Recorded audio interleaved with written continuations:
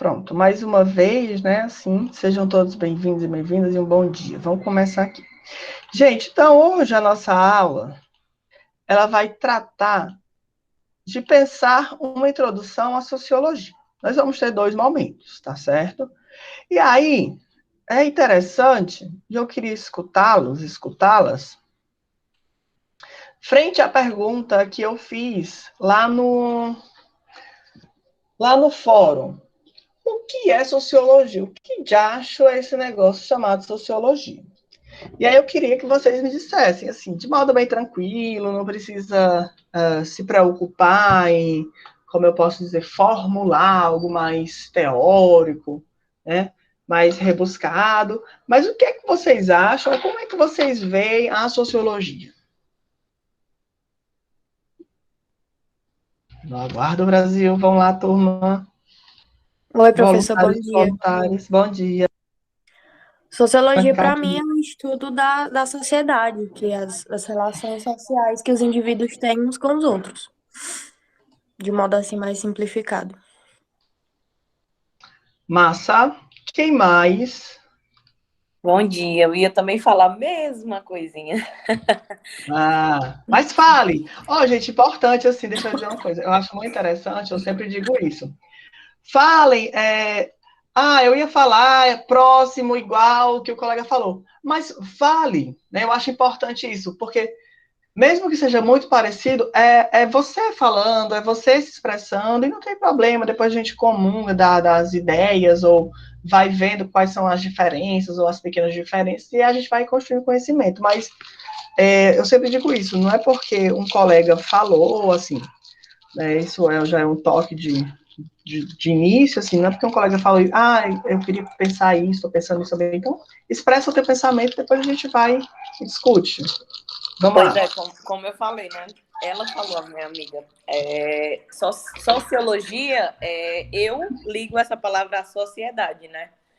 O estudo da sociedade, o estudo do desenvolvimento da sociedade, de tudo. Eu vejo como isso. Isso, massa. Quem mais?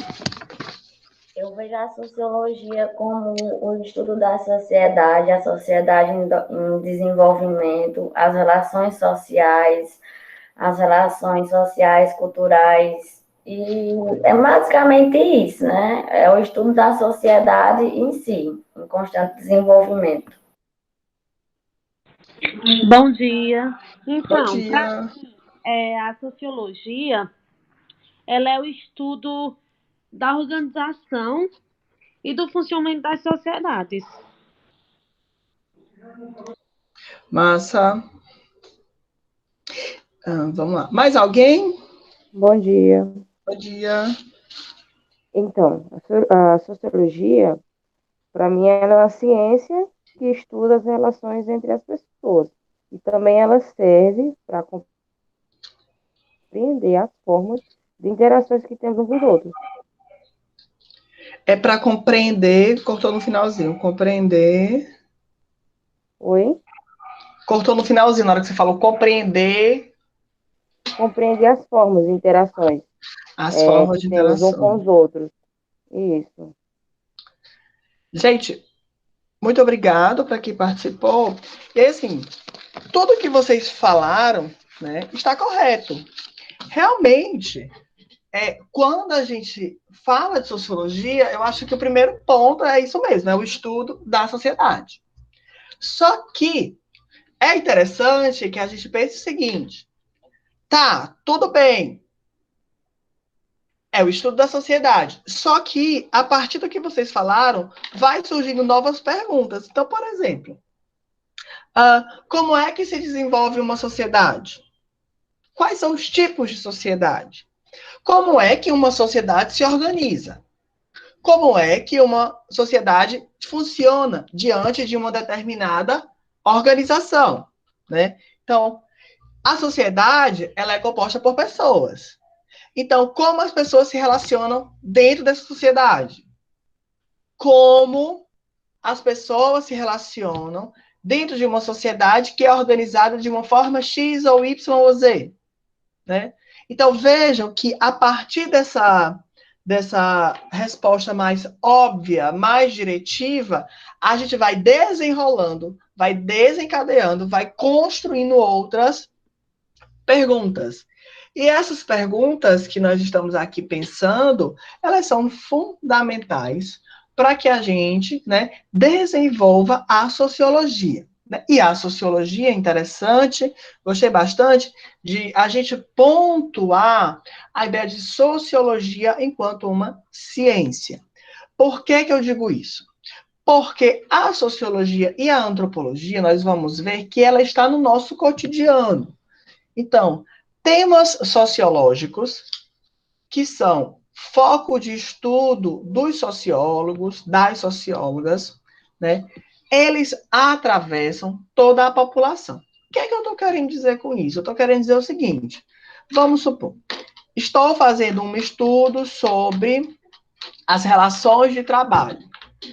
Que é uma coisa que eu pesquiso, né? Por exemplo, mulheres no mercado de trabalho. Quando eu trago esse tema, ele é um tema, né, passível de investigação em diversas áreas, em especial na sociologia, se nós formos pensar a sociologia urbana, ou a sociologia do gênero, né, que é as áreas da sociologia que podem estar aí pensando, ou mesmo a sociologia do trabalho, que seria a principal área. Então, a sociologia do trabalho, sociologia urbana, sociologia do gênero, né, todos esses pontos específicos, nessas especificidades, vão estar englobados dentro da sociologia, né? E aí, esse tema é um tema que, se eu perguntar aqui para vocês, todo mundo pode te falar algo, sim ou não?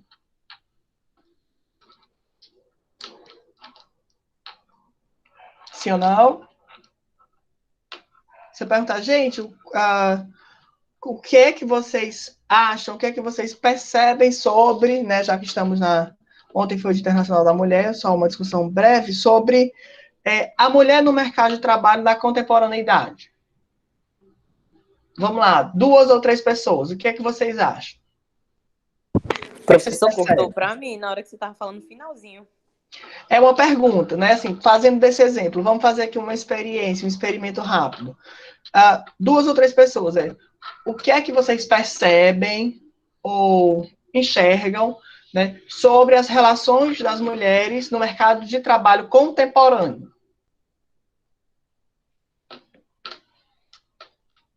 Vamos lá, meninas, falem aí.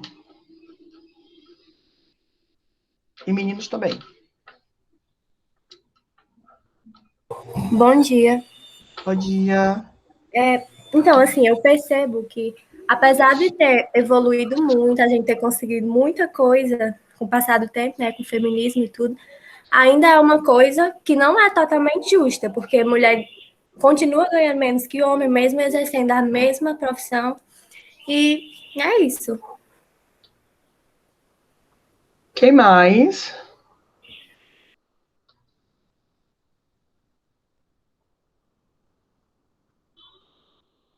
Mais alguém?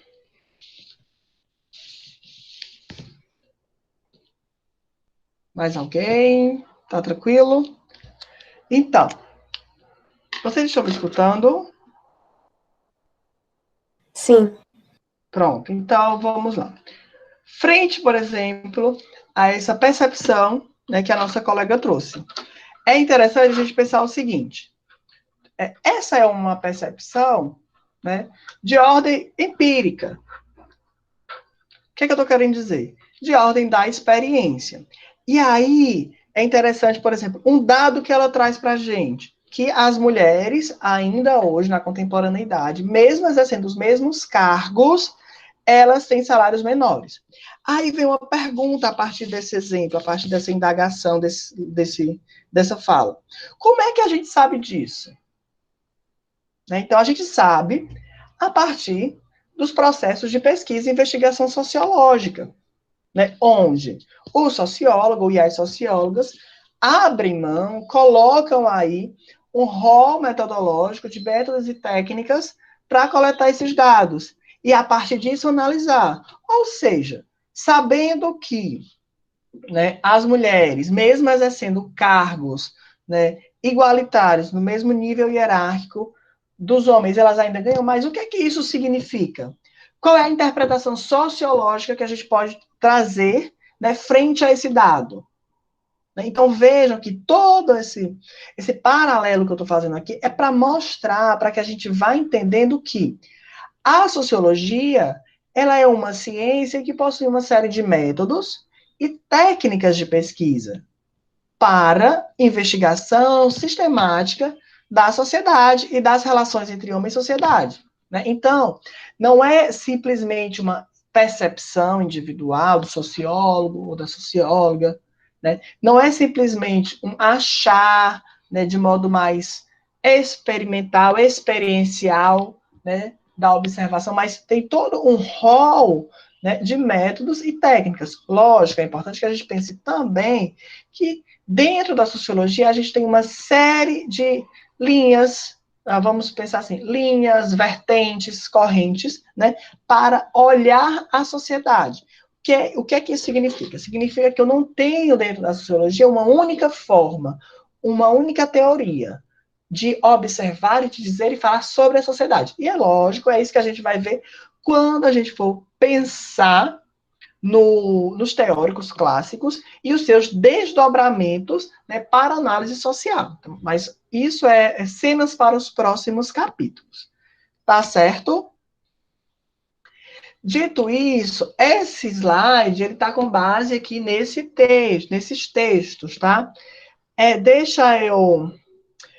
Tem o Guinness, eu mandei para vocês, tem lá, e esse artigo que eu escrevi. Esses outros dois, eu não sei se possivelmente alguém tenha, né, que é o livro do Florestan Fernandes, que é o texto do Florestan Fernandes em Sociologia e Sociedades, leitura e introdução à sociologia.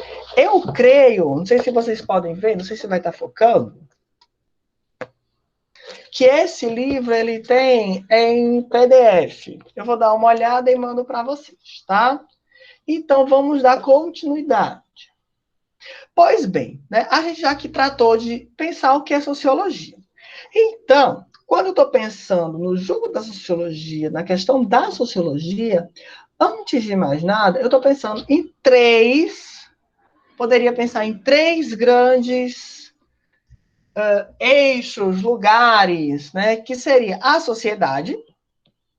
Tudo bem, sociologia é o estudo da sociedade. Só que, para que eu pense a sociedade, eu preciso pensar nas pessoas, nos seres humanos que compõem a sociedade. Tudo bem. Pensando que as sociedades são compostas por pessoas, e como vocês bem falaram, a sociedade, ela não é algo louco, algo desorganizado, né, como a gente vai ver, como a gente percebe. Então, não é algo que está em constante caos, né? É algo que é organizado por valores, por crenças, né, por olhares de mundo, dependendo de cada sociedade, dependendo de cada lugar, dependendo de cada geografia. Então, vejam que existe uma série de fatores, né, sejam eles produzidos pelos homens, a gente está falando de cultura, e também de ordem ambiental, que vão moldar as sociedades. Só um minuto.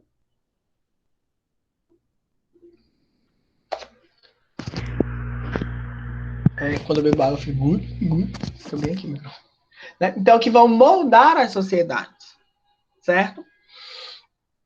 Logo, a gente tem que pensar também nas instituições. Antoniel, lógico. O que você está chamando de instituição? É muito comum, né, que hoje, nas sociedades industriais e pós-industriais que nós estamos vivendo, é muito mais, poderia dizer, visível, tranquilo, observável. O que a gente está chamando de instituição? Por exemplo, nós estamos aqui a tratar de uma instituição enquanto nós estamos fazendo nossa aula. Ou seja, nós estamos a tratar de uma instituição universidade, uma instituição de educação. A gente pode pensar a escola enquanto outra instituição, o hospital, as repartições públicas, as prisões, certo? Então, tudo isso são instituições. Mas, Otoniel, e antes, existia esse aspecto de instituição? É interessante que a gente pense, né, que não, uma vez que, tal como a gente conhece, essa questão da instituição como algo mais, por exemplo, as igrejas também são instituições, né, como algo mais separado, mais organizado, mais, diria, arquitetonizado, né? Então, se a gente pensar em sociedades mais antigas e ancestrais, você vai ver que todos esses processos de religiosidade, de caça, né, de organização para a caça, de organização dos rituais de religiosidade, né, eles de organização para a divisão do trabalho, eles ocorriam, como nós estamos a pensar. Todavia, não se existia uma possível, uma demanda, um olhar institucionalizado, né? Existiam ali, dentro da tribo, dentro da comunidade, dentro do grupo, as pessoas que eram o cacique, né, o pajé, nós formos pensar em sociedades indígenas, e cada uma dessas pessoas exercia uma função, né?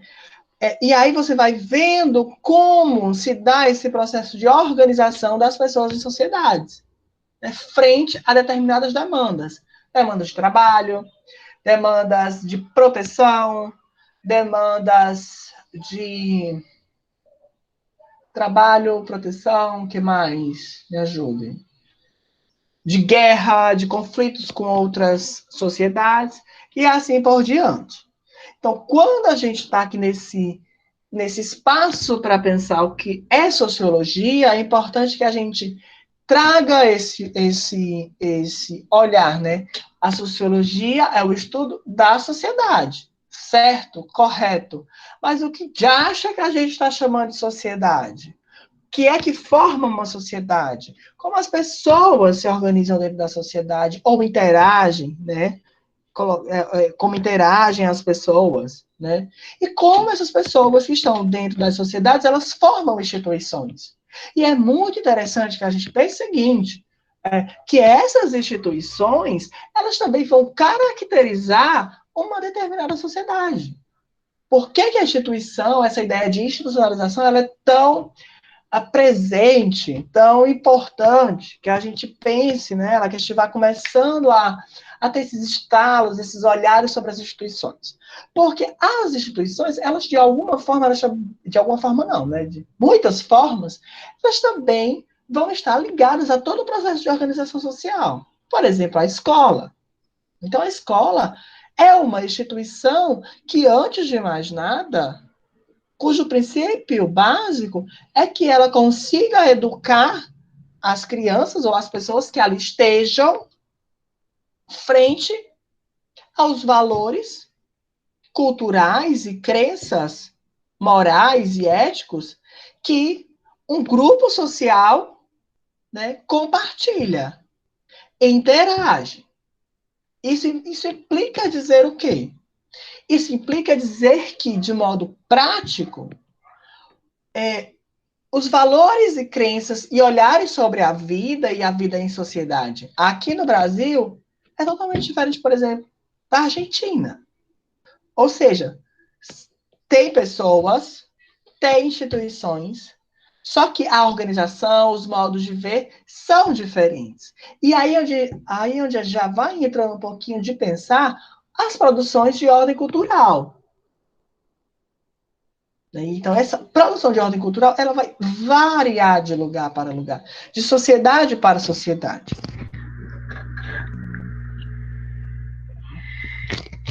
Gente, até aqui, alguma dúvida, algum questionamento, alguma proposição, podem falar, fiquem à vontade. Tá tudo ok, professor. Tem alguma coisa aqui no chat?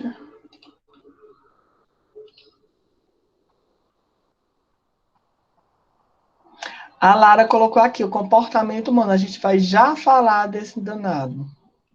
Porque, antes de mais nada, né, viver em sociedade também requer formas de comportamento. A gente vai dar uma olhadinha nisso. Então, voltemos aqui. existe, né, é importante que a gente fale uma questão. Feito esse primeiro, diria, preâmbulo, né? Volta aí. Apresentar. Deixa eu vir para cá, porque fica slide todo. Então, feito esse primeiro preâmbulo, essa primeira fala mais ampla sobre o que é sociologia, vamos pensar como a sociedade começa a mudar a partir da modernidade. O que é que eu estou querendo dizer? Estou querendo dizer o seguinte: dentro do que a gente está chamando aqui de tempo histórico, enquanto cronológico, ou seja, pensando como marco a ideia de ano zero, né, com o nascimento de Cristo, aquela velha ideia, depois de Cristo, antes de Cristo e depois de Cristo, tá bom? O que acontece? Antoniel, a sociedade, né, e as sociedades, como nós vimos, elas sempre existiram. A gente pode pensar nas sociedades antigas clássicas, como a grega, a romana, as sociedades persas, as sociedades árabes, né, do mundo árabe. Então, tudo isso é sociedade. Tá. Essas são sociedades que foram aí registradas de forma escrita, mas mesmo assim a gente já tinha sociedades em todo o mundo. A chinesa, né? Aqui no Brasil e nas Américas já tinha gente andando para cima e para baixo, né, se organizando, né, vivendo, subindo e cortando mato, né, vivendo em caverna, né? E aí você vai ver que a ocupação humana, ela sempre, né, ela existiu. Mas, quando a gente está pensando dentro de uma perspectiva histórica, uma história que é grafada, que é escrita, a gente vai ter esses primeiros lugares na Europa, né, e todo esse desenrolar. Então, é importante que a gente demarque esse lugar geográfico. Quando a gente está pensando nessa ideia de modernidade, nessa ideia de organização, de produção, de ciência social. Nesse grande primeiro momento, a gente está falando aqui de Europa, certo? Europa, a gente ainda abre espaço para pensar um pouquinho ali o Oriente, a China, a Índia, mas, grosso modo, estamos a tratar de Europa. Pois bem, o jogo social que nós estamos a pensar e a conviver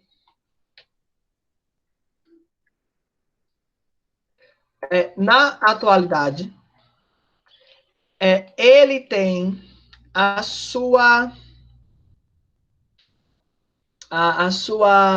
slide atual, a sua antecedência a partir dessa construção de modernidade europeia, tá? E é importante lembrar, modernidade europeia, então esse espaço geográfico de Europa, as produções intelectuais, artísticas, de algum modo, elas se espalham, né, para o mundo ocidental, uma vez que são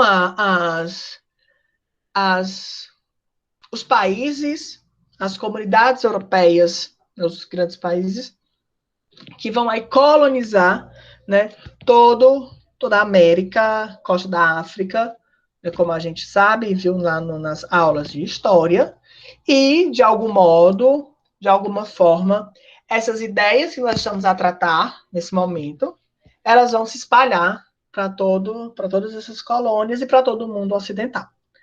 Então, é nesse sentido que é importante que a gente entenda o que foi que aconteceu nesse espaço, que desemboca nesse lugar, né, de circulação dessas ideias, né, e de como também as ciências modernas, por isso que a gente chama de ciências modernas, né, elas vão aí se constituindo.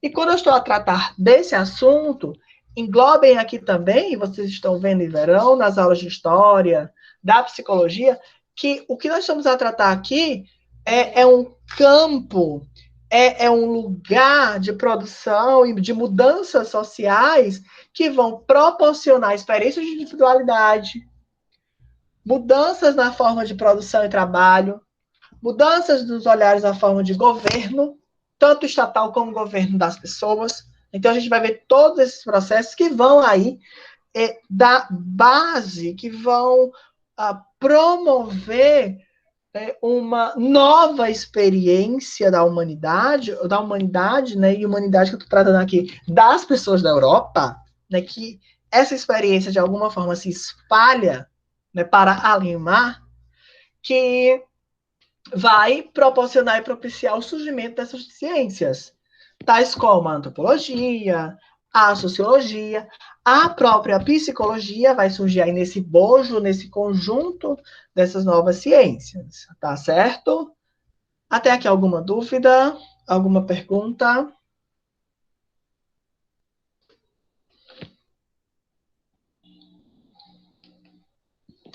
Tá tranquilo? Sim ou não? Tá sim. Pronto. Eu vou... Quem falar que tá assim, eu vou seguindo. Porque eu não tenho como ver. Então, voltando.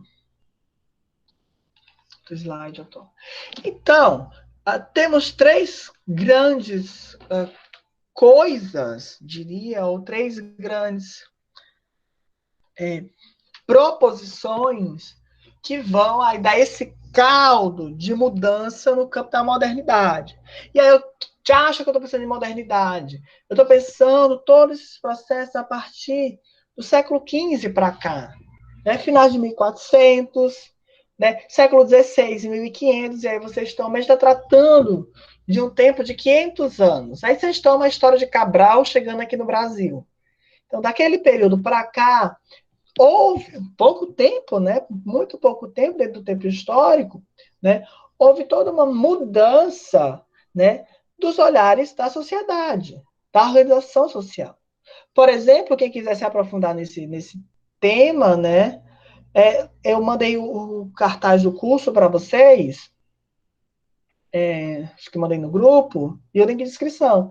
Então, por exemplo, o curso A Construção da Subjetividade Moderna, ele vai tratar, né, eu vou tratar de pensar especificamente como essas transformações do antropocentrismo, dos modos de produção do trabalho, dos modos de produção de governo, eles proporcionaram uma nova experiência ao sujeito, né? Então, o que eu estou querendo dizer? A ideia de, por exemplo, a ideia simples, que a gente hoje não acha tranquila. A ideia de você ficar com alguém que você se interessou, amorosamente, sexualmente, enfim. Mas a ideia de escolha, essa ideia de eu gosto de alguém, é uma ideia que remete, eu gosto de alguém, eu amo alguém, esse alguém, eu escolho, sei lá, enfim, etc. E tal. Essa é uma ideia nova, essa é uma ideia moderna, que começou a existir dentro desse processo de transformação da sociedade. Eu não tinha essa história eu gosto de fulano de tal, eu vou casar. Eu não tinha essa história, né? Então, são outros modos, outros olhares sobre a sociedade que vai aí se condensando, se misturando, acontecendo dentro do que a gente chama de modernidade, tá? Então, dentro dessa fala, é importante que a gente pense em três lugares. O antropocentrismo, os modos de produção e trabalho, os modos de governo. Lógico, é importante uma coisa. Esses três pontos, diria, que são pontos didáticos para estudo. Ou seja, o que é que você está querendo dizer, Antônio? Eu estou querendo dizer que esses processos, eles não acontecem de modo contínuo. Primeiro aconteceu o antropocentrismo, depois a gente foi ver uma mudança, e depois foi pensado no modo de governo. Não. Tudo acontece ao mesmo tempo, tudo junto e misturado. Só que é importante que a gente faça essas divisões para que a gente estude, né, e tenha aí uma didática melhor para que a gente vá entendendo.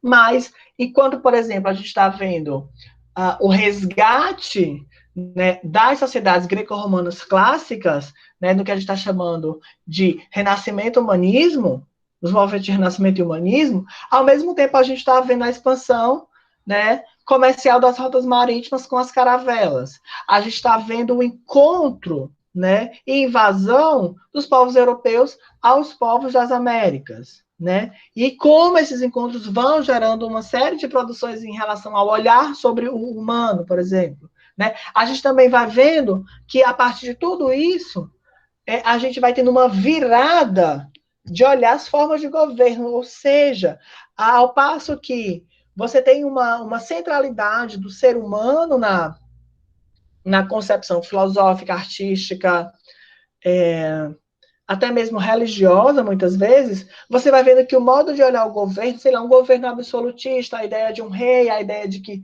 Deus mandou esse rei, vai sendo aí corroída, vai sendo modificada, certo? Então, vamos lá tratar de pensar, né, um pouquinho de cada um desses pontos. Vou tomar aqui um gole d'água. O antropocentrismo. Bem, quando vocês escutam esse termo, o que é que parece para vocês? O que é que vocês lembram?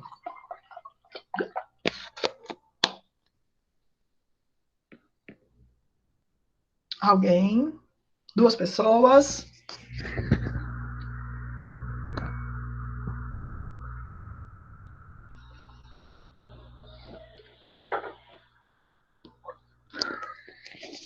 Alguém gostaria de falar?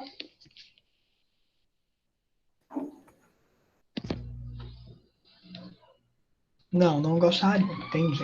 Então, quando a gente está tratando dessa ideia de antropocentrismo, a gente está pensando e relembrando, eu peço que vocês rememorem as aulas, né? De história, até mesmo sociologia e filosofia, que nós estamos a tratar de um período, em especial do século XV, XVI, né? Que vão fazer, antes de mais nada, né, uma mudança, uma virada. Ou seja, é a saída de uma produção, de um olhar teocêntrico, ou seja, de Deus enquanto centralidade, que regeu, né, todo o período da Idade Média, né, para uma virada antropocêntrica. Esse antropo é o homem, né? Então o centro é o homem, certo? Então você vai ver agora que o homem, o ser humano, né, ele vai estar no centro das produções artísticas, da literatura, certo? E, para tal, realiza-se um retorno às sociedades clássicas, ou seja, a Grécia e Roma antiga. Então, vejam que muitos dos trabalhos de arte, de escultura, desse período, eles vão se assemelhar, eles vão ter inspiração, né, artística e estética dentro dessa sociedade, a partir dessas sociedades clássicas. E aí é muito, muito, muito importante salientar o seguinte: a literatura e o livro, para que a gente tivesse esse lugar antropocêntrico, essa produção, né, essa inserção desse homem enquanto lugar de objeto, a literatura e o livro eles foram fundamentais. Basta que a gente lembre, né, a invenção da imprensa por Gutenberg. A partir disso, você vai ver um novo processo de experiência individual. O que é que eu estou querendo dizer com isso? Hoje é muito simples. Hoje a gente pega um livro e lê. Mas tem Netflix, tem filme, tem celular, tem Instagram, tem um monte de outras coisas. Imagine-se, na Europa, tem nada para fazer. Não tem internet, não tem WhatsApp, não tem a Netflix, um Globoplay. O que é que tinha para fazer? Lógico, se tivesse dinheiro. Um livro. Ler um livro. Então, a forma de leitura foi, assim, uma revolução. Primeiro, por quê? Até então, essa ideia de leitura, de livro de estudo, ela era destinada aos clérigos e monges. Aí só basta você... Tem um filme, que eu não sei quem... Alguém já deve ter assistido, que o nome do filme é Em Nome da Rosa, né? Que vai mostrar justamente como era esse processo de conhecimento no período medieval. Então, imagina que agora as pessoas elas têm a possibilidade de ler livros. Então, essa é uma primeira experiência individual. Ou seja, não existe, e até mesmo, né, um grande livro, né, que teve todo esse processo é a Bíblia, né? Então, eu não preciso mais do padre, do bispo, do clérigo ou do homem religioso, por exemplo, para ler a Bíblia. Ou seja, esse sujeito enquanto mediador. Agora eu posso comprar a Bíblia, ter uma Bíblia em casa. Eu posso, por exemplo, ter um livro do Don Quixote, né, em casa e ler e ter a experiência, certo? Do Miguel Cervantes. Então, vejam como isso, né, é uma nova experiência. E como vão imaginando como essa experiência de leitura ela foi fundamental para pensar a individualidade, certo? Alguém tem alguma dúvida? Por exemplo, quem aqui já leu ou viu mesmo o filme do Romeu e Julieta? Acho que todo mundo. Pois é, Romeu e Julieta é diria que é a inauguração da ideia de amor. Amor moderno, amor romântico. De escolha do objeto amado. De eu amo uma pessoa e vou fazer de tudo para ficar com ela. Um amor recíproco. Então, esse amor romântico. Romeu e Julieta é como se é uma de Shakespeare, né? Eu digo que inaugura, é um dos textos que inaugura essa ideia moderna de amor romântico. Lógico, vai ter um movimento romântico, né? O romantismo, que aí já dá aí é que o melodrama é mais forte ainda. Mas a ideia de Romeu e Julieta é uma ideia novíssima. É uma ideia moderna que para o período é uma coisa nova. Então, vejam essa produção, esse processo de mentalidade, mudança na mentalidade. Né? Também, a gente vai observar nesse período um processo de saída da religião. E se eu tenho uma saída para a religião, isso implica dizer que eu tenho agora processo de abertura para a ciência. Tanto para as ciências naturais, como para as ciências naturais, como para as ciências biológicas, né? As ciências biológicas também das ciências naturais, não estou falando que seja divisão. Biológica eu estou chamando de medicina. Por que você está falando isso, Daniel? Porque agora eu posso pegar um corpo humano e abrir e ver o que é que tem dentro desse corpo. Estudar esse corpo. Né? Que antes não se podia. Agora eu posso inventar uma máquina.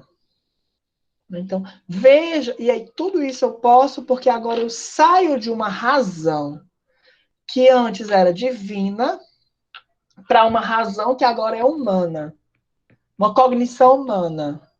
O processo de produção do homem no centro. Homem aqui, homem barra ser humano, tá? Homem como sinônimo de ser humano. Então, esse ser humano que pensa, né, e que produz uma ciência. Tá certo? Então, essa seria a primeira grande, né, tratativa. Esse bojo, gente, que eu estou falando desde o século XV até o século XVIII, tá? Então, é esse período aí, século XV, 1400, século XVIII, 1700, 400, 500, 600... Então, eu estou falando de uma margem de tempo de 300 anos para a gente estar pensando todas essas mudanças, ou seja, nada no tempo histórico. Também, a gente vai vendo o quê? Os modos de produção de trabalho nesse período, eles vão mudar drasticamente. Quando eu falo drasticamente, é exagerado? É, mas é isso que acontece. Né? Então, você vai ver uma mudança drástica. Né? Primeiro, a abertura, né? E aí volta para cá. Se a gente tem uma abertura para a ciência, a gente tem aí uma melhora nas tecnologias de navegação, que vão aí dar possibilidade, isso aqui é bem uma história, né? Que vão aí dar possibilidade para nações como Portugal e Espanha, né? Iniciarem os processos de navegações, de saída, né? e desbravamento territorial, que vai implicar, antes de mais nada, numa expansão comercial, que vai proporcionar, né, uma acumulação primitiva de capital. Né? Então, o que acontece? A invasão desses lugares, né, como forma de exploração, a expansão comercial com outros, né, países a gente não, mas outros povos, vamos chamar de países, né, em especial ali na costa Indochina, né, pegando uma parte da costa do mundo árabe e da Indochina, né, uma expansão comercial, acumulação primitiva de capital, o negócio, dinheiro. Então, dinheiro, ouro, prata, você vai acumulando esse capital, essas primeiras fontes de acumulação. Junta-se com isso, em especial na França, né, o fim dos feudos, ou seja, o fim da forma de organização própria, característica da Idade Média, uma vez que o feudo era uma comunidade fechada, autossuficiente, né? Então, basta a gente ver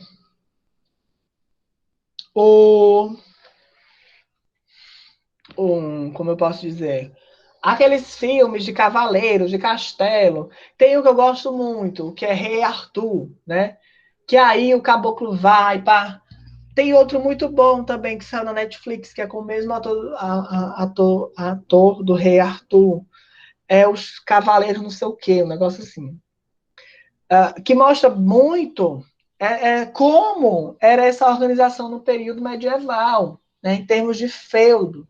Né? Ou seja, você tem ali um lugar, um território, né, que é fechado, é uma comunidade, você tem aí uma relação, né, de servo-senhor, o senhor está lá no castelo, está lá bem bonitão, e o servo, ele trabalha naquela terra, ele tem, abre aspas, um direito a morar, mas ele tem que pagar, ele tem que dar uma parte da produção para esse senhor. E aí, lógico, a gente não tem feudos uns próximos dos outros. Né? Por quê? O que caracteriza esse processo? Como é que se chega a esse processo de organização de um feudo? A gente tem que lembrar que hoje a gente olha para fora, né? A gente vai fazer uma viagem, tem estrada para tudo que é buraco. Subindo e descendo, descendo, subindo. Né? Mas nesse período a gente tem que olhar que não existiam estradas, não existia uma mobilidade, né? De um lugar para outro, tal como a gente tem hoje na atualidade. 2, né? Você poderia ser atacado por outras civilizações, e aí que eles chamam de civilizações bárbaras, né? Os barbarões, isso vem remete lá à questão grega, que é o estrangeiro, né? A qualquer momento, então você tinha que se organizar de alguma forma dentro de um determinado território. Então, guerras, ataques, né? Falta de mobilidade, tudo isso vai aí dando forma para a organização desses feudos que duraram praticamente todo o período medieval. E aí, né, com o fim desses feudos, o que é que a gente vai acontecer? O que é que a gente vai ver? Né? A invenção das novas tecnologias, e a gente vai ver que aquele capital primitivo que foi acumular, e aí é outra história, né? Que foi acumulado anteriormente, ele vai dar condições, junto com aquela ciência, a abertura para a ciência, de tratar de pensar em novas tecnologias. E aí onde a gente vai ver, né, os processos de revolução industrial, a formação das indústrias. E o que é que isso acarreta? Se acabou o feudo, eu tenho agora uma perspectiva de industrialização, eu tenho agora também a produção e construção, né, de organização das cidades, dos grandes centros. Né? Então, aqui, olha que louco, né? Assim, que louco não, no sentido, louco no sentido da gente pensar. Olha que interessante, né? Louco igual interessante. Né? A gente começa a observar uma coisa que a gente fala muito no nosso dia a dia. Zona urbana e zona rural. Quando é que a gente vai começar a ver esse lugar de zona urbana e zona rural? Nesse período. Ou seja, eu começo a ver processos de urbanização, de organização de grandes cidades, grandes centros. Lógico, no período dos feudos também tinham as cidades, mas era uma outra dinâmica. Agora, todo mundo sai desse lugar de zona rural, né, desse processo, e vai para as cidades, certo? Vai para as fábricas. E aí, lógico, a gente vai ver o Karl Marx, ele vai tratar disso bem direitinho, que é o que a gente vai estudar quando a gente for ver o Karl Marx. Então, você vai vendo esse processo, as novas tecnologias frente à abertura para a ciência. Isso implica dizer o quê? Que a gente tem agora também o surgimento de novas classes sociais. Se eu tenho uma mudança no modo de produção de trabalho, isso vai implicar também na forma de organização das pessoas em sociedade. Então, a ideia de dinheiro, a ideia de salário, a ideia de trabalho, tudo isso muda. Como eu me relaciono com o produto ou a mercadoria, muda. Né? E aí você vai vendo esse aparecimento, né, de novas classes. E aí, por fim, para dar uma condensada e uma finalizada nesse ponto, né, a gente vai ver a consolidação, né, a virada para um novo sistema, né, econômico-social, que é o capitalismo, que vai implicar diretamente em novas formas de trabalho e de produção. Certo? Tranquilo. E aí, sobre capitalismo, a gente vai ter um monte de tempo para falar sobre ele. Em especial, na atualidade da contemporaneidade. Até aqui, está tudo tranquilo, tudo bem? Alguém tem alguma pergunta? Tudo tranquilo. Vocês perguntem, viu, gente?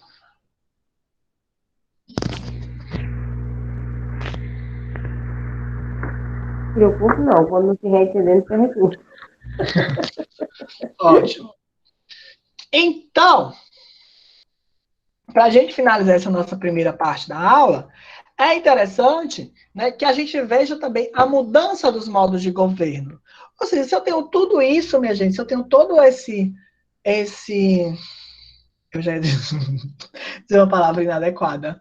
Se eu tenho todo esse movimento, né, na sociedade, isso vai, de uma certa forma, também, né, chegar às formas estatais, as formas de pensar a organização das sociedades, se vai ser em monarquias, né? E aí você vai vendo uma mudança de pensamento para a gente pensar, em especial, repúblicas e democracias. Nesse mesmo período, a gente vai tratando de pensar os processos de revolução, a mais expressiva, a mais icônica dentro desse processo é a Revolução Francesa, certo? E, por fim, tem 2 pontos aqui que eu queria salientar. Estamos a tratar de modo de governo, e antes de mais nada, a economia, os processos de olhar para o dinheiro, circulação das riquezas, né, de como essas riquezas eu vou botar dinheiro, né, toda essa economia ela vai circular, está também diretamente correlacionada aos modos de governo. E aí onde a gente vai começar a ver, né, por exemplo, com John Locke, um exemplo, né, com o Stuart Mill, que o pensamento econômico ele vai começar a mudar. A gente vai ver perspectivas liberais, certo? Então, isso vai mudar e impactar diretamente.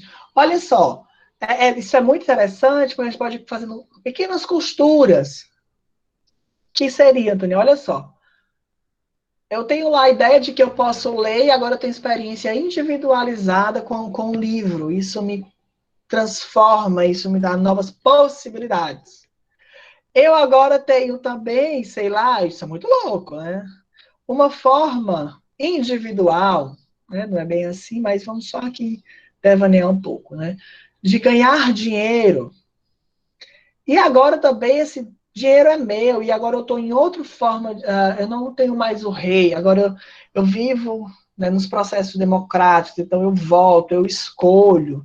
Então, veja, né, que como eu falo do eu, né, assim, dessa individualização, dessa experiência, né, Então, vão observando esses processos. E, por fim, também pensar os regimes, né? Os regimes e as formas de governo.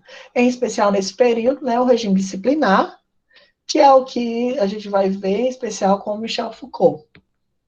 Onde esse regime ele vai tratar de pensar e de organizar formas de disciplinamento dos seres humanos em sociedade, ou nas sociedades, em especial, estamos a tratar da sociedade europeia. Né? Então, se você não segue uma determinada conduta, se você não segue um determinado padrão de comportamento, podemos dizer assim, você vai ter uma sanção disciplinar. Então, você tem que seguir uma disciplina. E essa disciplina, ela é atravessada, ela é organizada através de olhares governamentais. E é repassada a partir das instituições, certo? Como a gente viu. Então, nós temos aqui o nosso primeiro momento. Gente, são 8h40. Vamos fazer o seguinte. Como nós temos horário ABCD, vamos aqui dar 10 minutinhos de intervalo, tá certo? Para quem quiser tomar uma água, ir no banheiro, tomar um café, assistir Ana Maria, 10 minutos. Aí a gente volta, tá bom? Tá bom, então. Ana Maria. Eu vou interromper aqui a gravação e daqui quando eu for... Que horas são aqui no meu?